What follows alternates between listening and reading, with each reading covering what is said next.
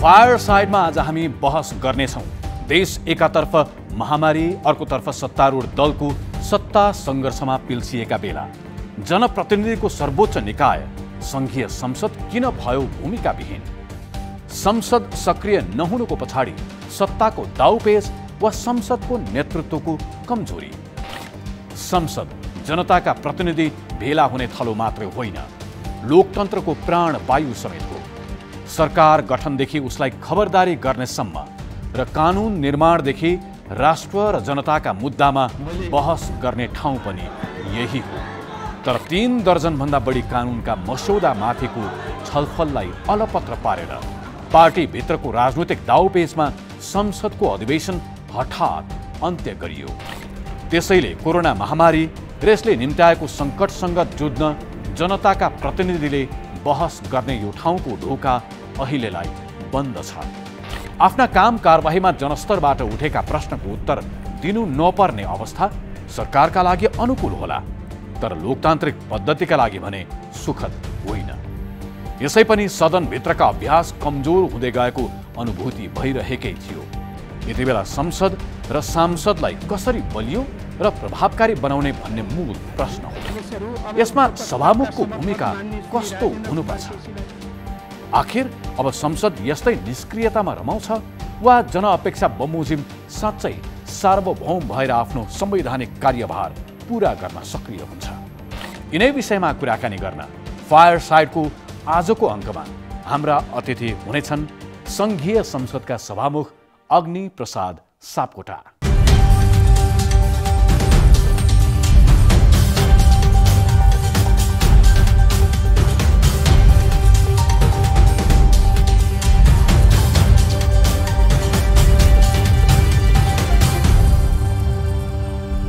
सिन्धुपाल्चोकबाट 2064 र 70मा संविधान सभा र 2074मा संसदीय निर्वाचनमा गरी 3 पटक निर्वाचित अग्नि प्रसाद सापकोटा अहिले संघीय संसदमा सभामुखको जिम्मेवारीमा छन्। सभामुख हुनुअघि नेकपा स्थायी समिति सदस्य रहेका सापकोटा तत्कालीन माओवादी सशस्त्र विद्रोहका एक मुख्य पात्र पनि हुन्। सभामुखज्यू, स्वागत छ फायरसाइडमा। हजुर, धन्यवाद। जीवनको लामो समय तपाईँ शिक्षण पेसामा रहनुभयो। तपाईँलाई आज पनि धेरैले हेड सर भनेर सम्बोधन गर्छन्। हजुर। आज कालान्तरमा आएर संसदको हेड हुनुहुन्छ। स्कुलमा विद्यार्थीहरूको हेड सर हुनु र आम जनमानसले तपाईँलाई हेड सरको रूपमा चिन्दाखेरि त्यति बेला गाह्रो थियो कि अहिले सांसदहरूको हेड सर हुन गाह्रो छ? यो कस्तो हुँदो रहेछ भनेदेखि जति बेला जे इतिहासले जिम्मेदारी दियो त्यही जिम्मेदारी त्यति बेलाका लागि असाध्यै चुनौतीपूर्ण पनि र त्यो अवसरले भरिपूर्ण पनि हुँदो रहेछ। 2032 सालमा म शिक्षक भएँ अनि 2032 सालमा शिक्षक भइसकेपछि अब 3-4 वर्ष जति त अलि पढाउने काममै लाग्यो। अनि खास गरी यो 35 साल चैत्र 24 गते विद्यार्थीहरूले आन्दोलन गरे यो जुल्फिकार अली भुट्टोलाई फाँसी दिएपछि। अनि त्यसपछि चाहिँ हामी शिक्षक भए पनि धेरै चाहिँ विद्यार्थीको आन्दोलनदेखि धेरै चाहिँ हामीमा धेरै चाहिँ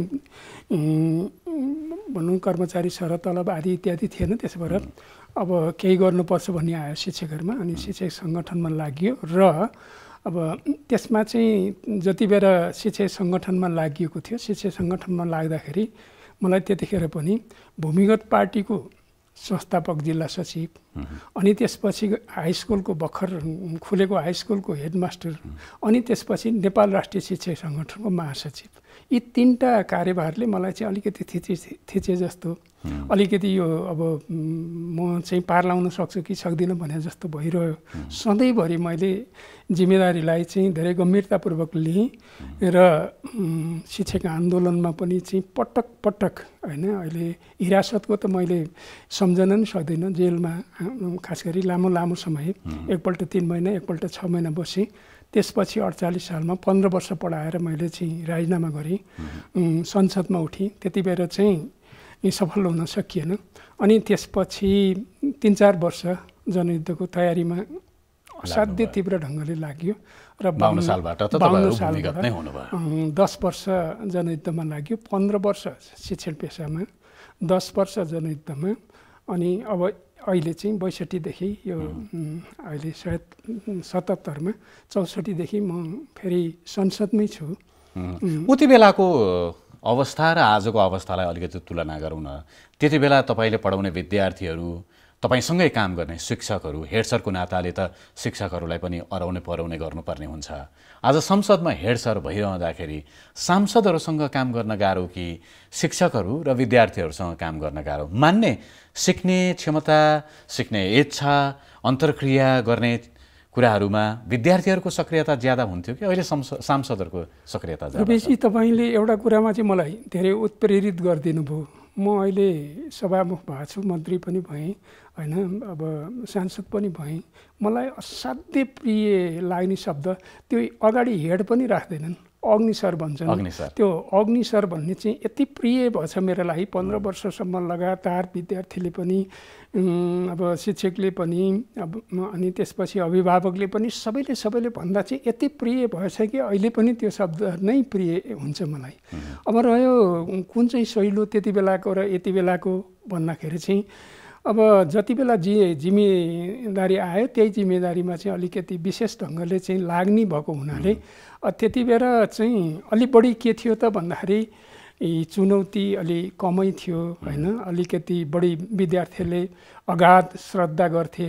त्यति बेला मेरो प्रशासन अलिक कडा पनि थियो। अहिले फर्केर हेर्दाखेरि म विद्यार्थीलाई असाधारण रूपले माया नि गर्थेँ, निष्पक्ष नि थिएँ। एउटा कुरा तपाईँलाई भनिहालौँ, त्यति बेला म ती 600-700 विद्यार्थीमा कोही सबै मेरा छोराछोरी जस्तै समान व्यवहार गर्थेँ।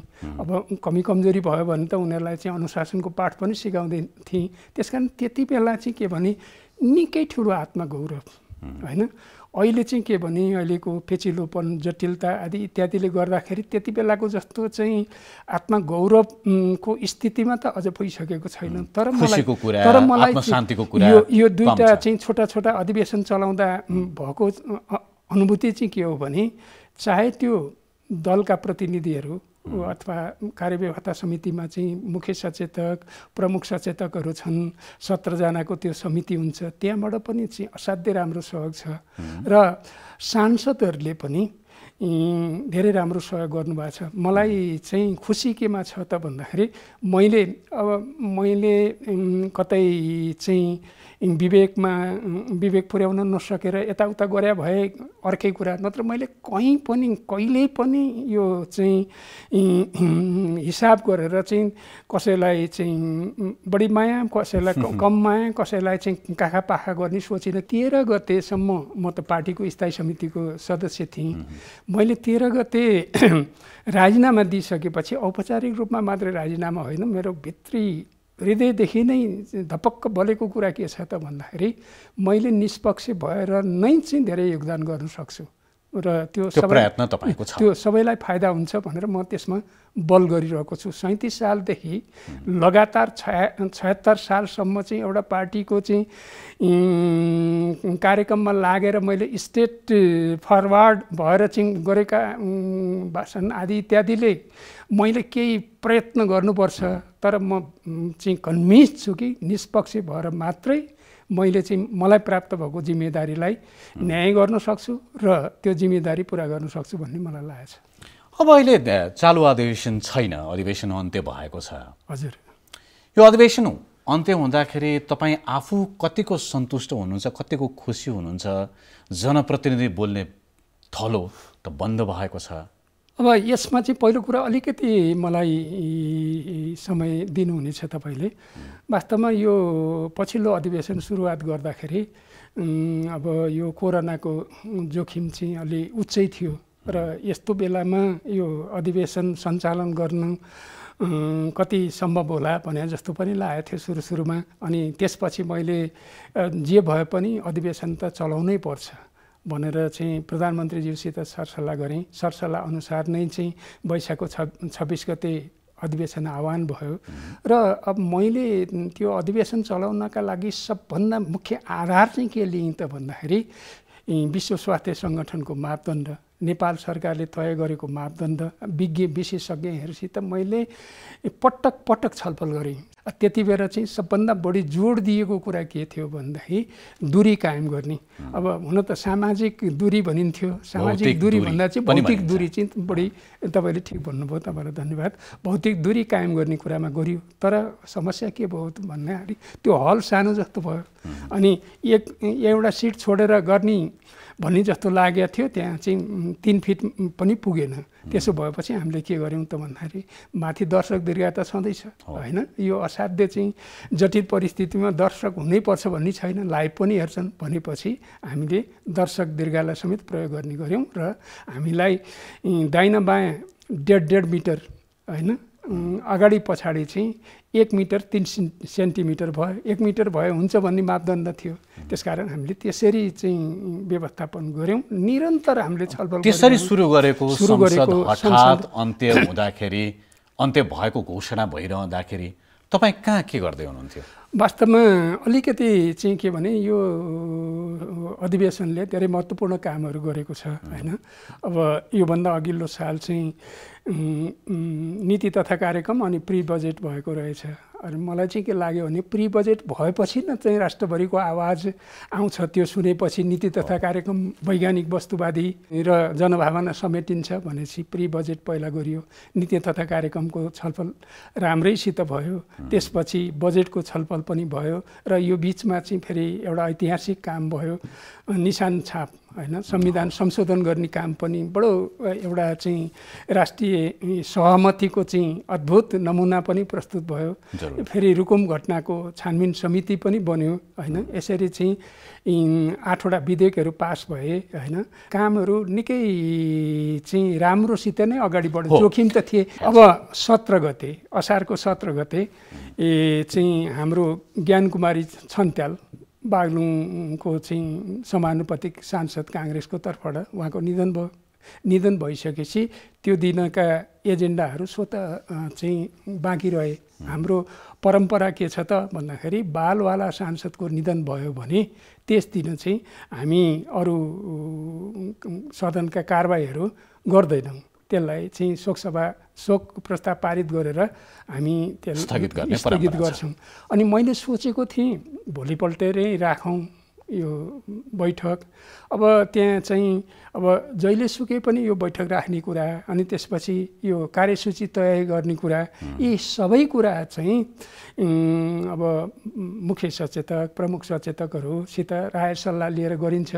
अनि उहाँहरूको कुरा कस्तो आयो त भन्दाखेरि अब अहिले अब सत्तारूढ पार्टीको बैठक पनि छ, त्यो सबैलाई हुन्छ, सत्तारूढ पार्टीको मात्रै होइन अरू पार्टीको पनि त्यस्ता बैठक बेला प्रशिक्षण छ भने सरसल्लाहमा समझदारीमा होइन यो बेला राखौँ नराखौँ भन्ने हुन्छ। त्यसो भइसकेपछि 17 गतेको बैठकलाई 18 गते गर्नुपर्ने सामान्यतः होइन, त्यस्तो लेखिएको त काहीँ छैन भोलिपल्टै गर्नुपर्छ भन्ने, तर अघिल्ला दिनका एजेन्डा भोलिपल्टै अगाडि बढाउँदा राम्रो हुन्छ भन्ने हिसाबले मैले त्यस्तो सोचेको थिएँ। फेरि सल्लाह आइसकेपछि ठिकै छ त भनेर 22 गते मैले राखेँ। अनि एजेन्डाहरूमा चाहिँ अब तपाईँलाई थाहा छ नागरिकता विधेयक होइन, अब समितिबाट चाहिँ पास भइसकेको थियो। त्यस्तै गरी निजामती कर्मचारी सम्बन्धी विधेयक, अनि अर्को चाहिँ यो प्रतिपक्ष दलका चाहिँ प्रमुख सचेतक अनि गगनजी लगायतकाले चाहिँ ध्यान आकर्षण प्रस्ताव राख्नु भएको थियो। त्यो पनि छलफल चलाइदिने मेरो अन्तरिच्छा थियो। यस्तै परिस्थितिमा त्यो अन्त्य भयो। त्यही त,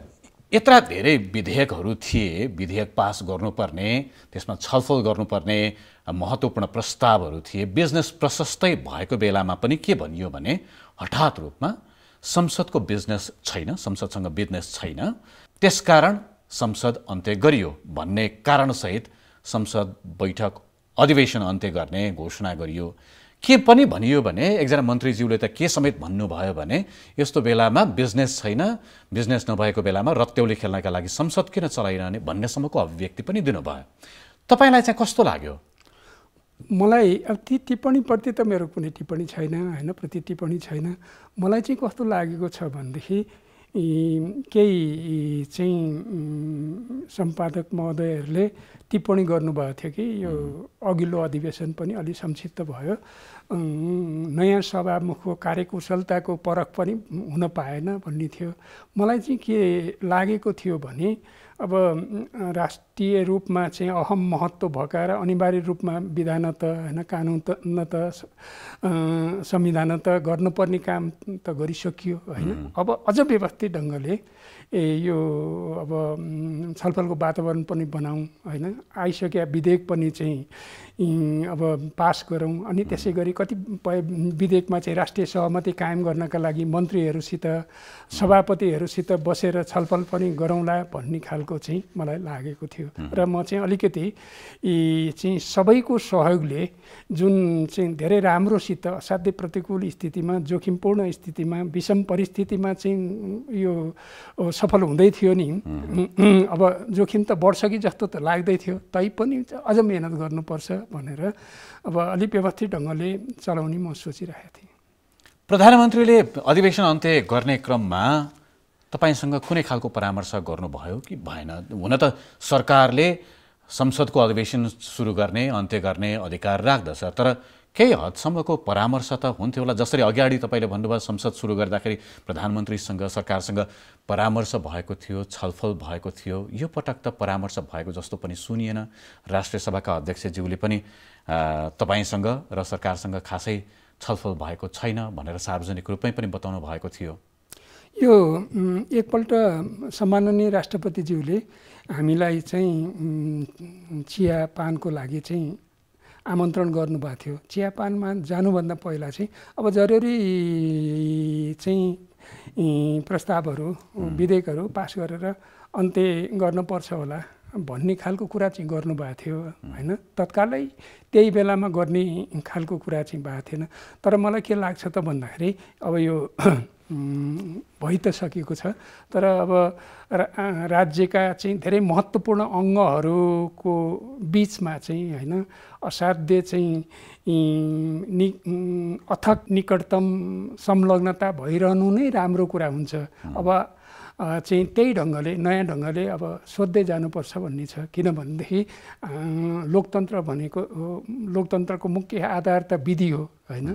विधिमा अलिकति चाहिँ तलमाथि भएको जस्तो र भनौँ न राज्यका चाहिँ होइन कार्यपालिका न्यायपालिका व्यवस्थापिका यी निकै महत्त्वपूर्ण अङ्ग हुन् नि। यी अङ्गहरूको बिचमा चाहिँ असाध्यै राम्रो तारतम्यता छ। यी अङ्गहरूका चाहिँ प्रमुखहरूका बिचमा चाहिँ निकै राम्रो समझदारी छ भन्ने कुरा चाहिँ जनतामा सम्प्रेषण हुन सक्यो भने लोकतन्त्र चाहिँ असाध्य चाहिँ राम्रोसित अगाडि बढ्छ, यसरी बढ्नुपर्छ भन्ने मेरो धारणा व्यक्त गरेको। अहिले त्यसो भए हामीले बुझ्ने चाहिँ प्रधानमन्त्री, संसदका सभामुख, राष्ट्रपति बीचमा तालमेल भएन भन्ने बुझ्ने कि तालमेल एकदमै राम्रो छ भन्ने? होइन, तालमेल अझ राम्रो गर्नुपर्छ। किनभने हाम्रो लोकतन्त्र चाहिँ अझै कलिलै छ होइन। लोकतन्त्र अब वास्तवमा आएको पनि छ नि, यही हाम्रो मिडिया ग्रुपबाट प्रकाशन हुने नेपालमा चाहिँ लोकतन्त्र अहिले पनि टुकु गरेर हिँड्दैछ भनेको छ होइन। लोकतन्त्रलाई हुर्काउन त धेरै गाह्रो पर्छ, धेरै चाहिँ मेहनत परिश्रम गर्नुपर्छ। र हामीले चाहिँ फेरि हाम्रो संविधान जो छ नि, हाम्रो संविधानमा लोकतन्त्रका सबैजसो आयामहरू समेटेको मात्रै होइन, लोकतन्त्रका विकसित भएका नयाँ मूल्य मान्यतालाई समेत समेटेका छौँ। यस अर्थमा नितान्त नयाँ प्रयोग भएको छ। यो मौलिक खालको छ नि त हाम्रो संसद पनि, हाम्रो संविधान पनि। हामीले कसैको नक्कल गरेका छैनौँ, नेपाली जन्मबाट आएको छ। त्यसकारण मेरो कुरा के हो भने अब विगतको समीक्षा गर्दै अब चाहिँ त्यस्तो नयाँ ढङ्गले सोध्दै अगाडि बढ्नुपर्छ भन्ने मेरो धारणा छ। मलाई लागिराखेको नि तपाईँले यसो भनिरहँदा प्रधानमन्त्रीले तपाईँलाई संसद अन्त्य बारेमा केही कुरा भन्नुभएको रहन्छ, जानकारी दिनुभएको रहन्छ। राष्ट्रपतिले फेरि छिटो अन्त्य गर्नुपर्ने भन्ने खालको बुझाइ अगाडि सार्नु भएको रहेछ, राय राख्नु भएको रहेछ। संसदको सार्वभौम सत्ता बालुवाटार र शीतल निवासमा रहेछ अलिकति करेक्सन भनेर त्यो राष्ट्रपतिले भन्नुभएको होइन। चियापानमा तपाईँलाई चियापानमा जाँदाखेरि हामी चियापानमा जानुभन्दा पहिला प्रधानमन्त्रीज्यूसित भेट भएको थियो। अनि त्यहाँ कस्तो हुने गर्छ भने सबभन्दा पहिला राष्ट्रिय सभाको अध्यक्ष पुग्नुहुन्छ, त्यहाँबाट म पुग्छु, त्यहाँबाट प्रधानमन्त्री पुग्नुहुन्छ, उपराष्ट्रपति पुग्नुहुन्छ, अनि राष्ट्रपति पुग्नुहुन्छ। त्यहाँ सानो कोठामा जम्मा भएर हामी चियापानमा जान्छौँ। त्यो राष्ट्रपति नआउँदै प्रधानमन्त्रीज्यू पुगिसकेपछि अनि प्रधानमन्त्रीज्यूले चाहिँ भनेको कुरा अलिकति करेक्सन गर्न चाहन्छु। राष्ट्रपतिज्यूले चाहिँ यसको प्रसङ्ग भनेपछि एकदमै अनौपचारिक सामान्य कुराकानी चाहिँ भएको रहेछ। कुराकानी भएको थियो। तर चित्त दुखाइ त कतै कतै छ है। होइन, यसो हो, यो सवाल के हो भने म चाहिँ तपाईँलाई चाहिँ पुरै होलहटली र भित्रैदेखि के भन्छु भन्दाखेरि अझ राम्रो गर्नका लागि अझ राम्रो चाहिँ समन्वय हामीले गर्नुपर्छ। होइन भने जस्तो चाहिँ संलग्नताको अपरिहार्यता छ होइन। त्यसो गरेपछि मात्रै चाहिँ हामीले नयाँ प्रयोगलाई सफल गर्न सक्छौँ भन्ने मेरो धारणा छ। अलिकति पुरानो प्रसङ्ग कोट्याउँ। तपाईँ भूमिगत राजनीति सशस्त्र विद्रोहमा अघि बढ्दै गर्दा तपाईँ लगायत तत्कालीन माओवादीले भन्ने गरेको चाहिँ के थियो भने वर्तमान संसद खसीको टाउको देखाएर कुकुरको मासु बेच्ने थलो हो भनेर तपाईँहरू जनविद्रोहमा लाग्नुभयो। अहिले संसद सुध्रियो कि उस्तै छ? यो अब तपाईँ त धेरै अध्ययनशील मान्छे पनि हो। यो नलेजको परिभाषा बदलिन्छ भनेर भनिन्थ्यो। कसरी नलेजको परिभाषा बदलिन्छ होला म भन्ठान्दै थिएँ। भारतका पूर्व राष्ट्रपति अब्दुल कलामले सपना त त्यो पो हो त सपना जो चाहिँ निदाएर देख्ने सपना सपना होइन, निदाउन दिँदैन त्यो चाहिँ सपना हो। ठिक भन्नुभयो, मलाई मेरो स्पिरिट मिल्यो। भनेपछि कुरा के हो त भन्दाखेरि सबै कुराको परिभाषा बदलिएको छ होइन। र मैले अघि नै पनि भने अहिले विशेष ढङ्गले भन्छु कि यो परम्परागत खालको चाहिँ संसदीय व्यवस्था होइन, यो नवीन। र मैले भने यो लोकतन्त्र हो होइन। यो लोकतन्त्रमा लोकतन्त्रका सबै आयामहरू समेटिएका छन्। र मैले अहिले सङ्केत मात्रै गरेँ, अहिले म स्पष्ट रूपमा भन्न चाहन्छु कि हामीले चाहिँ सङ्घर्ष गर्दै गर्दा यो गणतन्त्र स्थापना गर्दै गर्दाखेरि विकसित भएका लोकतान्त्रिक नयाँ मूल्य मान्यताहरू पनि यसमा समेटिएका छन्। जस्तो यसमा चाहिँ संहिता नै भनौँ होइन, धर्मनिरपेक्षता भयो, समावेशिता र अब समानुपातिक सिद्धान्त होइन, त्यस्तै गरी मौलिक अधिकारको कुरा। यसो गर्दाखेरि मलाई भित्रैदेखि के लाग्छ त भन्दाखेरि समाजवाद उन्मुख राज्य व्यवस्था यो संविधानमा टेकेर हामीले चाहिँ राष्ट्रलाई समृद्धिको दिशातिर अगाडि बढाउन नि सकिन्छ र जनताका सबै इच्छा आकाङ्क्षा भावनालाई समेटेर चाहिँ अब भनौँ न यो संसदलाई अहिले तपाईँले सुरुमा भने जस्तै जीवन्त, गतिशील, चलायमान बनाउन सकियो भनेदेखि चाहिँ यसलाई परिपूर्ण र समृद्ध पनि बनाउन सकिन्छ। यस अर्थमा यो चाहिँ एउटा कुरा त साँचो हो कि यो चाहिँ सबैले हामी त एक आपसमा चाहिँ ठुलो बहसमा थियौँ। कहिलेकाहीँ त अलिकति द्वन्द्वरत पक्षहरू पनि हो नि त। त्यो द्वन्द्वरत पक्षहरूका बिचमा चाहिँ सहमति भएर चाहिँ हाम्रो सहमतिको दस्तावेज हो। यो सहमति दस्तावेज चाहिँ अलिकति अग्रगामी, अलिकति प्रगतिशील, अलिकति मौलिक, अलिकति नयाँ ढङ्गको र अलिकति नयाँ मूल्य मान्यता नि समेटिएको हुनाले मलाई के लाग्छ भने अहिले इतिहासले मलाई यो सभामुखको जिम्मेदारी दिएको छ नि त, यसलाई यो संविधानलाई हामीले चाहिँ राम्रोसित चाहिँ अभ्यास गर्न सक्यौँ, कार्यान्वयन गर्न सक्यौँ भने जुन चाहिँ एउटा समाजवादको उन्मुख राज्य व्यवस्था भनेको छ नि, समाजवाद पनि चाहिँ समाजवादको नि परिभाषा बदलिरहेको छ होइन। समाजवाद भनेको चाहिँ अब कुनै यो प्रशिक्षण दिने विषय, प्रवचन गर्ने विषय होइन। यो विषय त मलाई लाग्छ कि अब त्यो त अब 90% जीवन पद्धति हो, व्यवहार हो, नयाँ सभ्यता र संस्कृति निर्माण गर्ने कुरा हो। त्यसकारण त्यस अर्थमा मलाई के लाग्छ भने तपाईँले हिजो हामीले चाहिँ अब एउटा मान्यता अगाडि सारेकै हो। ती मान्यताका चाहिँ त्यति बेलाको मान्यता र आजको मान्यतामा फरक छ। केही महत्त्वपूर्ण पक्षहरू समेटिएका छन्, केही समेटिन अझै बाँकी छन्। तर मलाई के लाग्छ भने यो संविधानले ढोका खोलेको छ। समाजवाद उन्मुखसम्म भनिसकेपछि त्यसमा सहमतिमा अरू संसदीय शक्तिहरू पनि आउनु र हामीले पनि त्यसमा सहमति जनाएर अगाडि बढ्नका लागि मार्ग प्रशस्त भएको छ। त्यस अर्थमा म तर पनि अहिले सङ्घीय संसदको नेतृत्व गरिरहेको बेलामा म तपाईँलाई चाहिँ बडो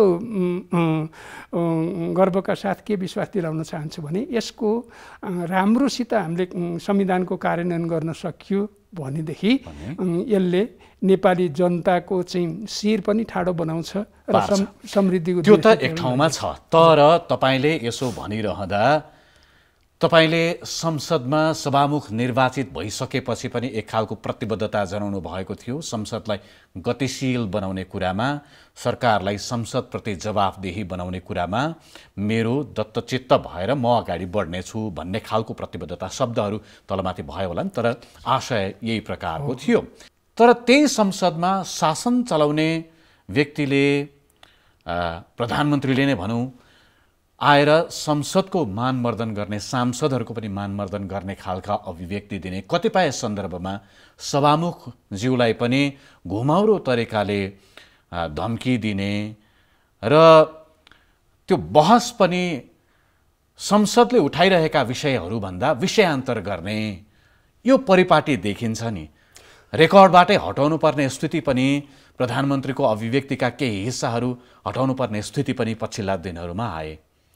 यसलाई तपाईँ कसरी हेर्नुहुन्छ? तपाईँले भनेको कुरा ठिक छ कि के भने मलाई अहिले पूर्ण रूपमा विश्वास के भने लोकतन्त्रको विकल्प भनेको उन्नत लोकतन्त्र हो।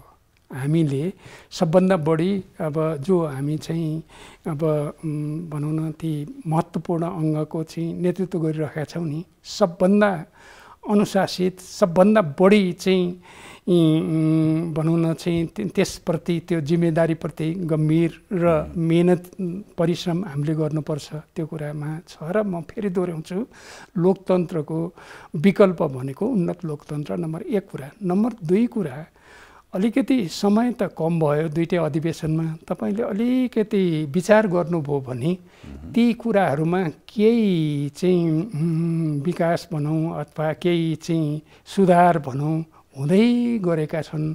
त्यो कस्तो भएको छ त भन्दाखेरि अहिले अब पहिला अलिअलि अन्तर्विरोध आउन खोजेको, अलिकति विवाद हुन खोजेको कुरा साँचो हो। अहिलेको अधिवेशनमा चाहे त्यो चाहिँ नीति तथा कार्यक्रमको जवाफ दिने बेला हो, चाहे चाहिँ त्यसभन्दा अगाडि सभामुखलाई चाहिँ बधाई दिने क्रममै होस्, सबै कुरामा राम्रैसित अगाडि बढेको छ। र अलिकति त्यहाँ जति समय प्राप्त भयो त्यो समयलाई उच्चतम सदुपयोग गर्नका लागि प्रतिपक्षकै दलका नेताहरूले पनि, ठुला ठुला नेताहरूले पनि 1 मिनटको सुन्ने समयलाई पनि सदुपयोग गर्नुभएको छ र केही सुधारका लक्षणहरू चाहिँ आएका छन्।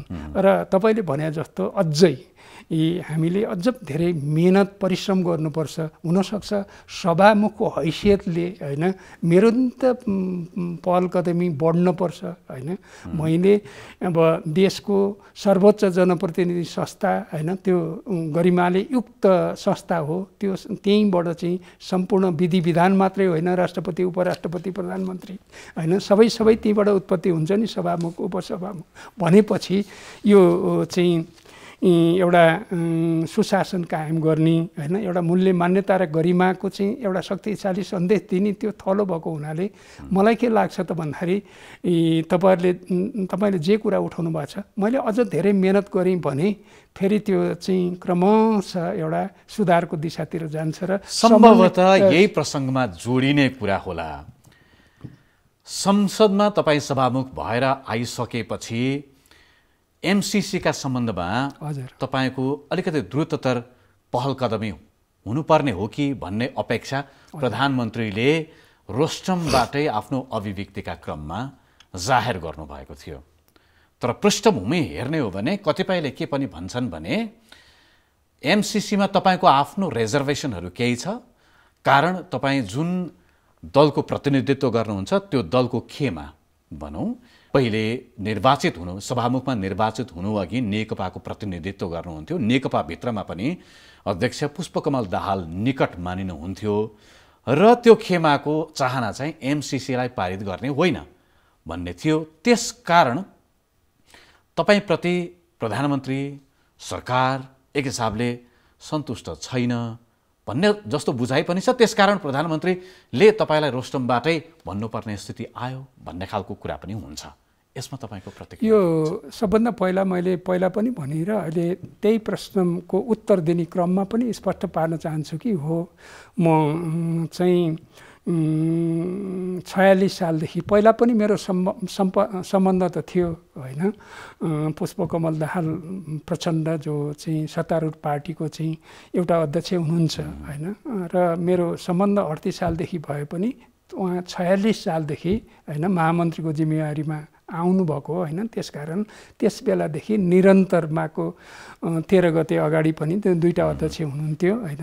अब त्यो हिजो तपाईँ उहाँका विश्वास पात्र नै हुनुहुन्थ्यो, त्यो हिजोको कुरा भयो। जब म सभामुख भएँ नि, मैले चाहिँ अब फेरि त्यताको चाहिँ कुनै राख्नुपर्ने आवश्यकता छैन। जहाँसम्म तपाईँको प्रश्न छ एमसिसीको कुरा छ, एमसिसीको कुरा गर्दाखेरि तपाईँहरूलाई पनि धेरै राम्रोसित जानकारी छ कि होइन, तपाईँहरूले नजिकबाट हेरिराख्नु भएको छ। संसदीय गतिविधि परम्परा सबै कुरा पनि जस्तो भनौँ त्यहाँ चाहे कार्यसूची लाई एजेन्डामा चढाउने कुरा होस्, कार्यसूची अगाडि बढाउने कुरा होस्, चाहे अन्य कुरा होस्, धेरै राम्रोसित कार्यव्यवस्था परामर्श समितिमा छलफल चल्छ। अनि दलका प्रतिनिधि अहिले मैले भने मुख्य सचेतक प्रमुख सचेतकहरूसित चाहिँ कुराकानी हुन्छ, छलफल हुन्छ। अनि अर्को कुरा, यो कुरा त सबैलाई जगजाहेर छ कि सत्तारूढ पार्टी जसको केन्द्रीय समितिमा त्यसको बारेमा गम्भीर विहङ्गम छलफल भएर कार्यदल बन्छ, कार्यदलले रिपोर्ट बुझाएको हुन्छ, अन्त रिपोर्टमाथि चाहिँ छलफल चलिरहेको हुन्छ होइन। र फेरि यो कुरा पनि त्यत्तिकै साँचो छ कि अहिले हामीले चाहिँ एउटा धेरै ठुलो सफलता हासिल गऱ्यौँ यो संविधान संशोधनमा होइन। त्यस्तो अद्भुत राष्ट्रिय एकता कायम हुने, त्यस कारण यो एमसिसीको सवाल पनि धेरै महत्त्वपूर्ण सवाल भएको हुनाले एउटा राष्ट्रिय सहमति हुन सके राम्रो होइन। नभए पनि चाहिँ सत्तारूढ पार्टीमा जो छलफल चलिरहेको छ नि, त्यो छलफल एउटा निष्कर्षमा पुगेपछि झन् राम्रो हुन्छ होइन। त्यसकारण मेरो कुनै रिजर्भेसन छैन। म यो देशको चाहिँ सभामुख भएको हुनाले कमसेकम यो जुन छलफल चलिरहेको छ नि, अहिले त जनस्तरसम्म चाहिँ व्यापक होइन गहन छलफल भइरहेको छ। कतिपय सन्दर्भमा त पोजिसन लिने खालका चाहिँ छलफल पनि भएछन्। त्यसो भए नेकपाभित्र तपाईले भने जस्तो एक खालको सहमति नहुन्जेल एमसिसी संसदमा अगाडि बढ्दैन भन्ने कुरामा तपाईँ प्रष्ट हुनुहुन्छ।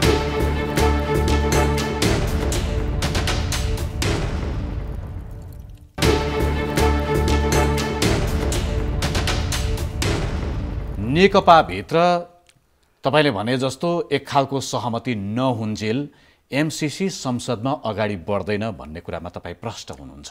होइन, यसो मेरो आशय त्यो हो होइन। त्यसरी मैले भने नि त त्यसरी व्यवस्थित ढङ्गले छलफल चलेकै छैन होइन।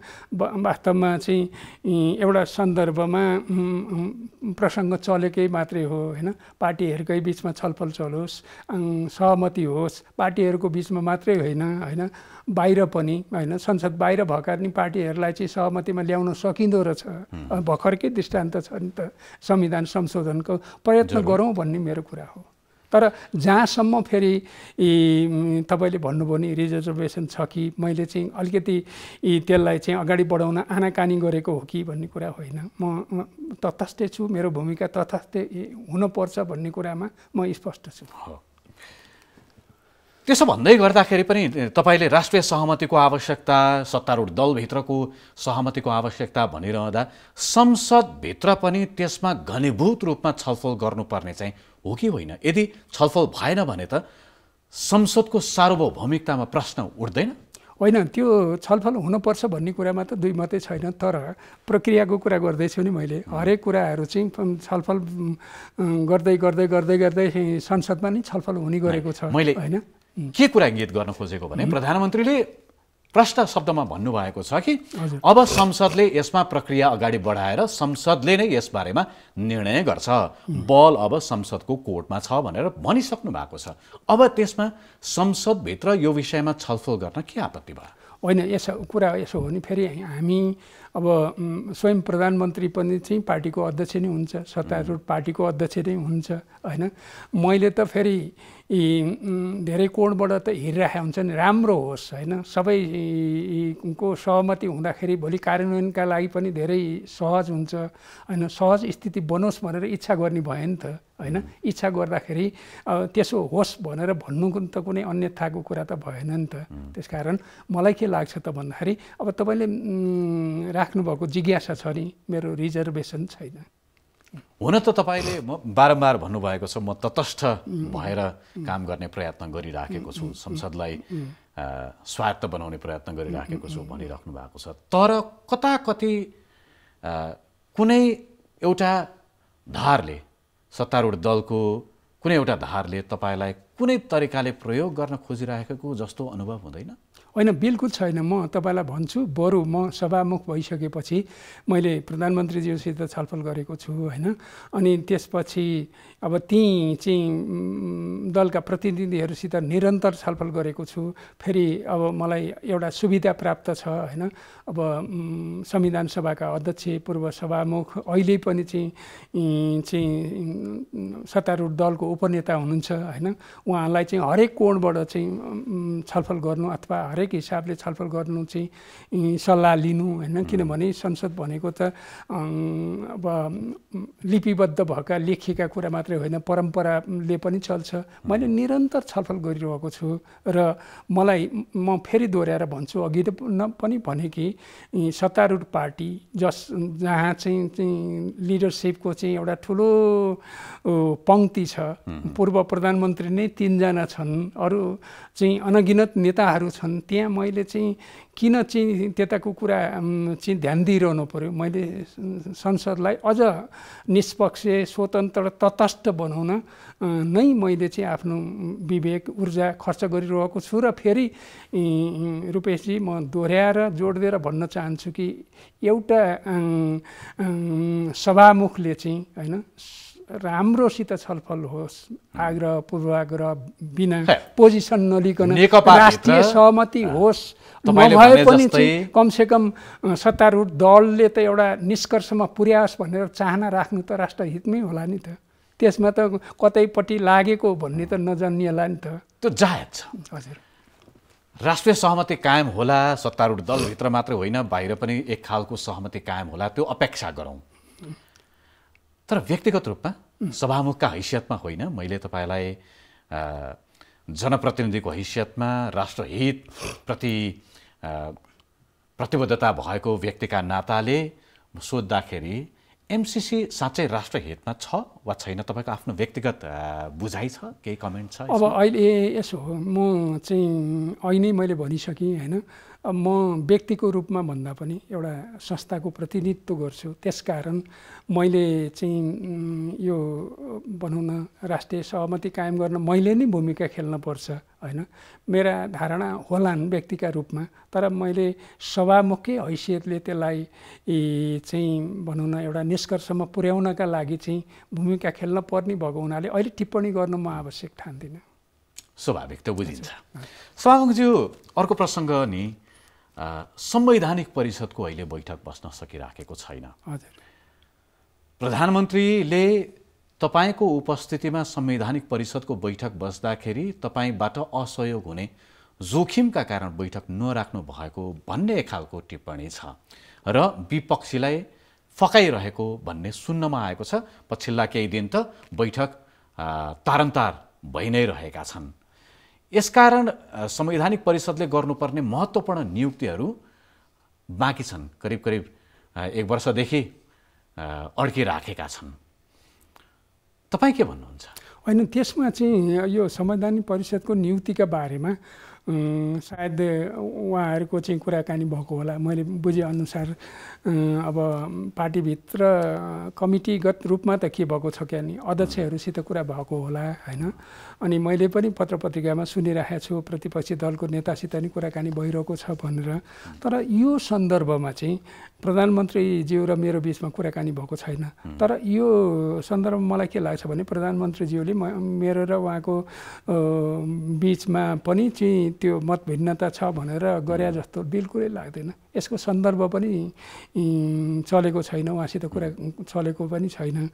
यो उसमा यो प्रसङ्गमा चाहिँ यो सवालमा चाहिँ प्रधानमन्त्रीले मैले अवरोध गर्छ होला भनेर ढिला भएको जस्तो लाग्दैन। हुन त यो वर्ष दिनदेखि अड्किराखेको छ। तर उहाँले भन्नुभएको छ, सङ्केत गर्नुभएको छ कि तपाईबाट असहयोग हुन सक्छ भन्ने उहाँलाई लागेको छ नेकपा भित्रको विवादका कारण। सङ्केत पनि मलाई त त्यस्तो यस विषयमा त सङ्केत पनि लागेको छैन। भर्खरै तपाईले उहाँसँग संवाद नभएको भनेर भनिरहँदाखेरि पनि सङ्केत त त्यहाँबाट पनि आयो होइन। संवाद त सामान्यतया त भइरहेको छ, भेट पनि भइरहेको छ। संवैधानिक परिषदको बैठक बस्नुपर्ने छ भन्ने बारेमा चाहिँ बीचमा परामर्श हुनुपर्ने थियो वा थिएन?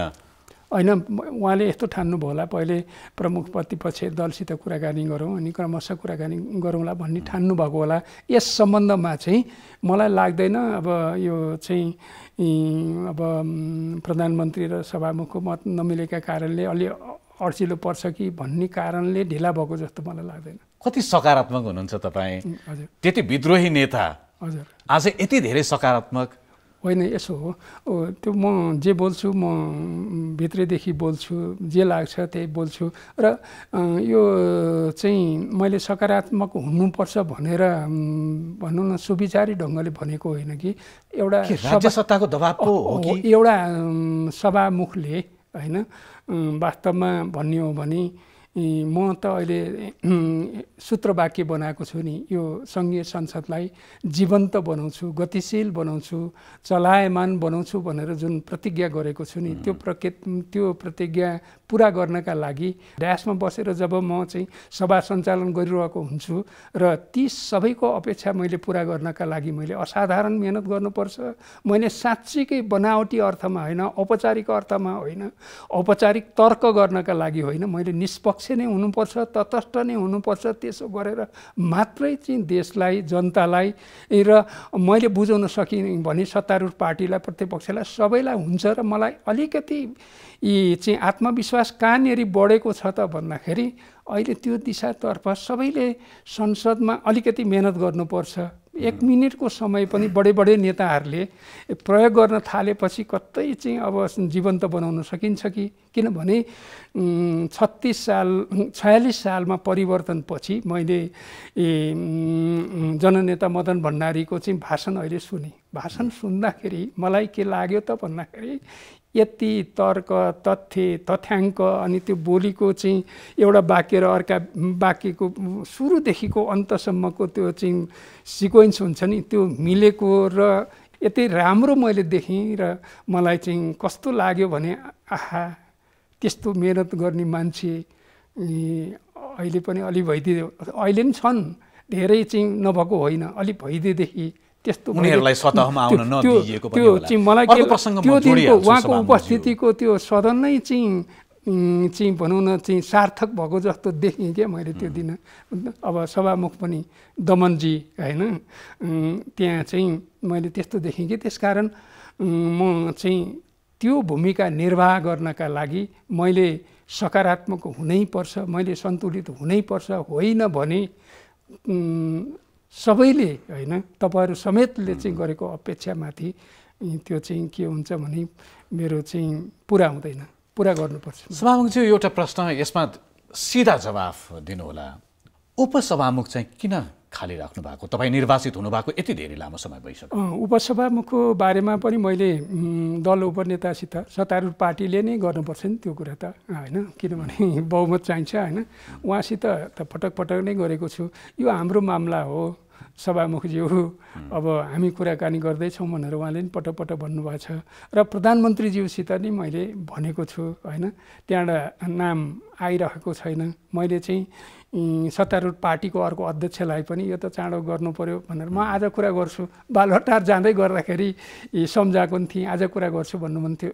अलि पहिले यो सदन चलिराखेकै बेलामा मेरो तर्फबाट यो गर्नुपर्छ भन्ने मैले प्रयत्न गरिरहेको छ, भइरहेको छैन। यो ढिला नगर्नु पर्ने हो भन्ने छ मेरो पनि। संयोगले आज तपाईसँग संवाद गरिरहँदाखेरि ठ्याक्कै 6 महिना पुगेको छ। मैले त परम्परा हेर्ने हो भने आउन साथ रुपेशजी, म यो वचन दिन्छु तपाईँलाई, नाम आउन साथ म चाहिँ त्यहाँ आवश्यक प्रक्रिया पुर्याउनु पर्ने, यति दिन उ गर्नुपर्ने भन्ने प्रक्रियाको त गर्नु म छिटोभन्दा छिटो गर्छु। किनभने म पनि उपसभामुख चाँडो होस्, भइदियोस्, भइदिएदेखि मलाई पनि धेरै राम्रोसित अहिले त प्यानल त बनाएको छु, तर आधिकारिक रूपमा निर्वाचित भएर आउने उपसभामुख जस्तो त प्यानलले त मलाई सहयोग पुग्दैन, जसले तपाईँको अनुपस्थितिमा पूर्ण सदन सञ्चालन गर्न सक्छ, अरू अधिकार सहित पनि निर्वाह गर्न सक्छ। जिम्मेवारी सहित अहिले प्यानलमा बसेका त एकछिनको लागि हो। अर्को प्रसङ्ग जोडिहालौँ। संसदमा फुल हाउसमा जुन छलफल हुन्छ त्यति मात्रै होइन, तपाईँले संसदलाई जीवन्त बनाइराख्ने प्रसङ्ग उठाइरहँदा संसदभित्रका विषयगत समितिहरूले कुन रूपमा काम गर्छन्, उनीहरूको छलफल कसरी हुन्छ, उनीहरूको निर्णय कसरी आउँछ, निर्देशनहरू कसरी आउँछ, यो पनि महत्त्वपूर्ण विषय हो।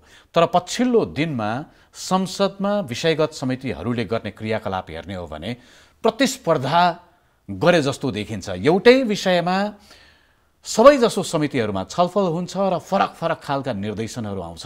कतिपय सन्दर्भमा सरकारलाई यसरी निर्देशन आउँछ कि सरकार र सरकारी निकायहरू अलमलमा पर्छन्। ती निकायका अधिकारीहरूले भन्ने गरेका पनि छन्, गुनासो पनि गरेका छन्। कतिपय सन्दर्भमा ती सरकारी निकायका अधिकारीहरू संसदीय समितिहरूमा जवाफ दिँदा आफ्नो कामै गर्न पनि पाउँदैनन्। संसदलाई जीवन्त बनाइराख्ने भनिरहँदा संसदीय समितिका बैठकहरू, यस्ता बैठकहरूलाई व्यवस्थित गर्नु पर्दैन? व्यवस्थित गर्नुपर्छ। तपाईँलाई धन्यवाद। वास्तवमा भन्ने भने यो फुल हाउस त के हो भने सबै छलफल बहस गरेर एकरूपता आइसकेपछि त्यहाँ चाहिँ औपचारिकता दिनका लागि मात्रै प्रस्तुत गर्ने हो। धेरै कामहरू होइन, त्यसलाई समृद्ध बनाउने, परिपूर्ण बनाउने चाहिँ यो संसदीय समितिहरूले नै हो। तपाईँलाई किन धन्यवाद दिएको त मैले भन्दाखेरि त्यो म छलफल चलाइसक्थेँ, त्यो कार्यशाला नै गराइसक्थेँ। यो कोरोनाका कारणले रोकिएको छ। एउटा यो धेरै महत्त्वपूर्ण विषय तपाईँले उठाउनु भएको छ कि यो स्वार्थको द्वन्द्व व्यवस्थापन भन्ने छ नि सदनमा, त्यो चाहिँ यहाँमा नै लागू हुन्छ। अब जस्तो त्यहाँ क्षेत्राधिकारको प्रश्न छ होइन, अब अहिले नै पनि केही प्रश्नहरू उठिरहेको छ नि त होइन। यो सार्वजनिक लेखा समिति, कृषि समिति यीका प्रश्नहरू उठिरहेका छन्। मैले सम्बन्धित समितिका सभापतिहरूसित पनि छलफल गरेको छु। त्यसको अलावा मैले केही दिन अगाडि मात्रै 16वटै सङ्घीय संसदका 12वटा यो प्रतिनिधि सभाका होइन, 4वटा चाहिँ यो राष्ट्रिय सभाका हामी दुवै, म पनि अनि राष्ट्रिय सभाको अध्यक्षज्यू समेतको उपस्थितिमा चाहिँ हामीले बैठक बस्यौँ। त्यसपछि फेरि मैले चाहिँ अब के छ त यसको चाहिँ कसरी समाधान गर्न सकिन्छ, फेरि त्यहाँका चाहिँ महाशाखा प्रमुख भनेपछि सहसचिवहरू हुन्छन्, सचिवसित त मेरो निरन्तर छलफल भएको छ। किनभनेदेखि त्यो सचिवहरूलाई चाहिँ मैले चाहिँ विश्वासमा लिन सकेँ भने सुशासनको चाहिँ कुरा तीबाट सुरुवात हुन्छ भनेर आन्तरिक एकतालाई सुदृढ गर्नुपर्छ भनेर अहिले चाहिँ महाशाखा प्रमुखहरूको पनि मैले बैठक बसालिन उहाँहरूले नै सुझाव दिनुभएको छ। र अझ तपाईँले चाहिँ विशेष रूपमा तपाईँलाई जानकारी पनि रहेछ, धन्यवाद। त्यो चाहिँ स्वार्थको द्वन्द्व व्यवस्थापन त्यो सबैतिर त्यसले चाहिँ हानिरहेको छ, अहिले असर गरिरहेको छ। त्यसका लागि चाहिँ एउटा छाता ऐनकै आवश्यकता छ। त्यो छाता ऐन बनाउनु पर्छ भनेर मैले गृह कार्य सुरुवात गरेको छु। अर्को प्रसङ्ग, अहिले संसद चालु छैन। हजुर। र पनि कतिपय सांसदहरूले व्यक्तिगत रूपमा न्यायालयको एउटा फैसलालाई लिएर महाभियोगसम्मको कुरा उठाइरहेका छन्। त्यसमा मैले धेरै प्रसङ्ग उब्काइराख्नु पर्दैन, तपाईँले बुझिसक्नु भएको छ। तपाईँ संसदको नेतृत्व गर्ने सभामुखको हैसियतमा भएको हुँदाखेरि तपाईँको कुनै व्यक्तिगत टिप्पणी छ तपाईँले नोटिसमा लिनुभएको छ यो विषयलाई? यो अब अदालतको विषय भएको हुनाले र अब म एउटा चाहिँ होइन चाहिँ अङ्गको प्रमुख पनि भएको हुनाले टिप्पणी गर्नु त्यति ऊ छैन। फेरि हिजो त जुन चाहिँ त्यो पुनरावलोकन गर्ने भन्ने भइसकेपछि त त्यो पुरै उता क्षेत्राधिकारमा गइहाल्यो, त्यसबाट टिप्पणी गर्नु त्यति जायज हुँदैन। अहिले राज्यका हरेक निकायहरूमा प्रश्न उठिराखेका छन्, विवाद भइरहेको छ। अमुक दलको भित्रको विवादलाई लिएर राष्ट्रपतिको सक्रियतालाई लिएर प्रश्न उठिरहेको छ, न्यायालयमाथि प्रश्न उठिराखेकै छ। सभामुख संसद स्वायत्त हो, सार्वभौम हो, यसप्रति प्रश्न उठ्नु हुँदैन, विश्वास रहिरहनुपर्छ जनताको।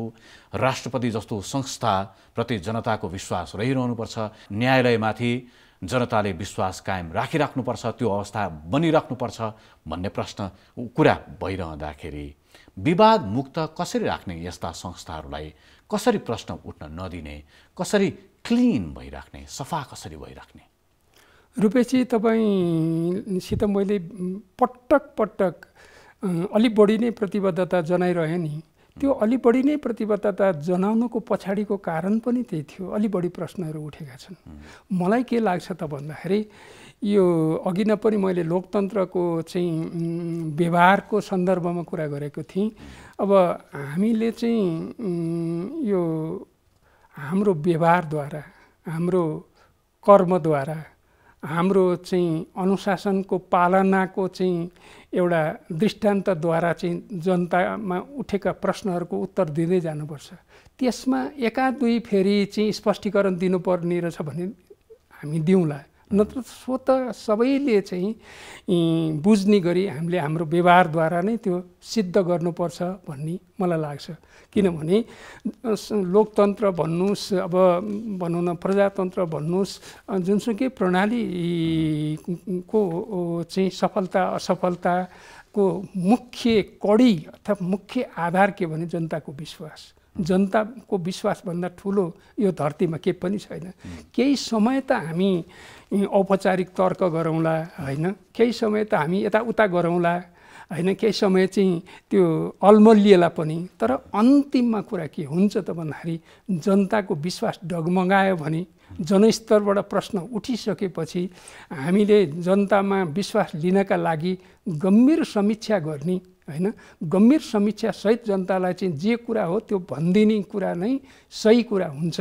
त्यसकारण तपाईँको यो प्रश्न धेरै महत्त्व छ, महत्त्वको प्रश्न सोध्नुभएको छ र मैले पटक पटक करिब यो आवश्यकताभन्दा बढी पनि प्रतिबद्धता जनाएको चाहिँ बढी नै प्रश्न उठेको हुनाले यो मेरो चाहिँ प्रतिबद्धताभित्र चाहिँ मैले एक प्रकारले प्रतिज्ञा पनि गरिरहेको छु सकेसम्म होइन।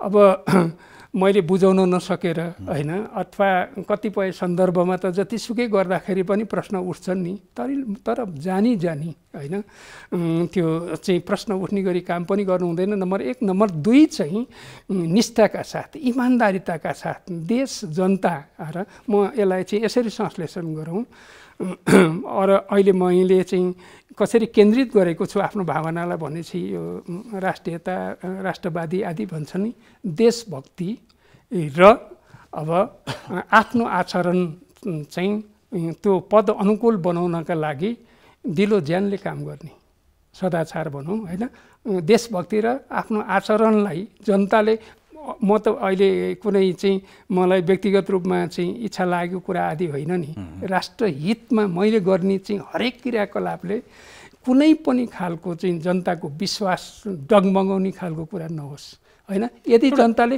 तपाईँहरूले नै अहिले उठाइराख्नु भएको छ, भनिराख्नु भएको छ नि, यो पनि के हो त भन्दाखेरि आज मलाई के लागिरहेको छ भने यो सामान्य रूपमा चलन चल्तीका अन्तर्वार्ता भन्दा मैले चाहिँ अहिले यो तपाईँको लोकप्रिय कार्यक्रम मार्फत जनतासित चाहिँ मैले एउटा प्रतिबद्धता गरिरहेको छु।